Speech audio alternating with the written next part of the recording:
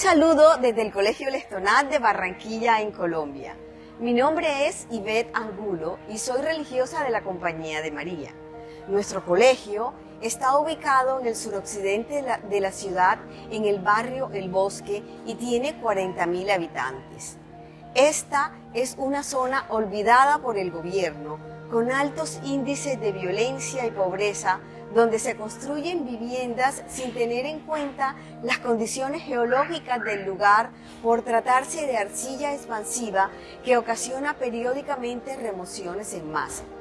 Y tristemente, los medios de comunicación convierten las tragedias de deslizamiento y destrucción de las viviendas en shows mediáticos de un día.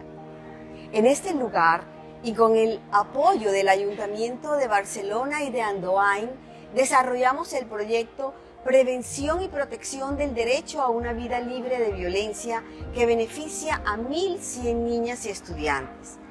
A través de una investigación se identificó la prevalencia de la violencia de género y abuso sexual de niñas y adolescentes.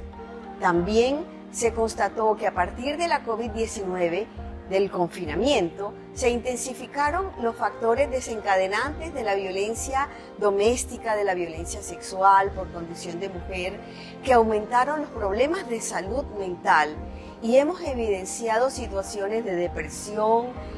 de ideación y de intento suicida. Con un equipo de psicólogas clínicas y educadoras, desde un enfoque de derechos humanos y de equidad de género, acompañamos a niñas, adolescentes y mujeres víctimas de todas estas problemáticas para que logren resignificar todas esas experiencias traumáticas por violencia sexual que han vivido y puedan darle un nuevo sentido a sus vidas, reconstruyendo una realidad diferente donde se dé el reconocimiento de sus derechos